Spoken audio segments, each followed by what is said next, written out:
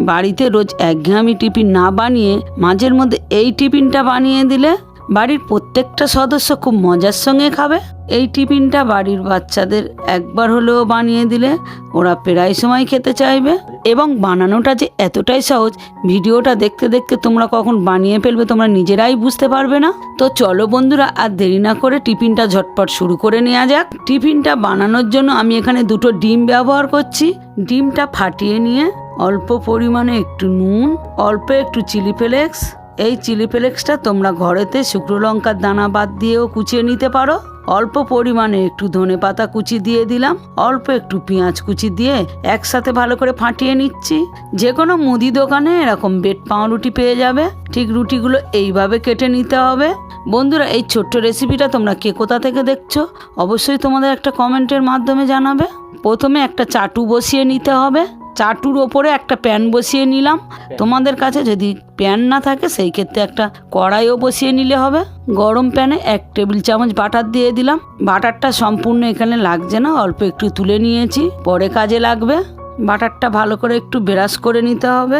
রুটিগুলো একটু এরকম ছাড় করে দিতে হবে যাতে ডিমের ব্যাটারটা ভালো মতো দেওয়া যায়। ডিমের ব্যাটারটা একটু হালকা ভাজা হয়ে আসলে হালকা করে একটু উল্টিয়ে নিতে হবে।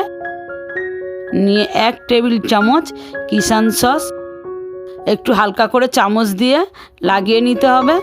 ঠিক একদম এইরকমভাবে এর ওপরে একদম মিহি করে কুচিয়ে রাখা একটু ক্যাপসিকাম দিয়ে দিলাম, অল্প একটু চিজ দিয়ে দিলাম। এই চিজটা তোমরা যে কোনো বড় মুদি দোকানে পেয়ে যাবে। এই একটা ছোট চিজের টুকরো দিয়ে অনেকগুলো বানিয়ে নেওয়া যাবে। চিজটা দেওয়া হয়ে গেলে সম্পূর্ণ গ্যাসটাকে লো ফ্লেমে রেখে একটু হালকা কুক করে নিতে হবে। সমস্তগুলো ঠিক একদম একই রকমভাবে তৈরি করে নিচ্ছি। প্রত্যেক বাচ্চার এই টিফিনটা অবশ্যই একবার হলেও বাড়িতে বানিয়ে দাও, ওদের খেয়ে ভীষণ ভালো লাগবে। গরম থাকতে থাকতে তোমরা অবশ্যই টিফিনটাকে রোল বানিয়ে নিও, তাহলে এর মধ্যে ভালো মতো চিজটা মিশে থাকবে আর খেতেও টেস্টটা দ্বিগুণ বাড়বে।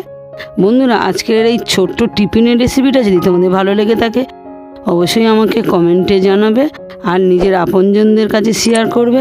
মিনু কিচেন চ্যানেলে যদি নতুন হয়ে থাকো চ্যানেলটাকে অবশ্যই সাবস্ক্রাইব করবে।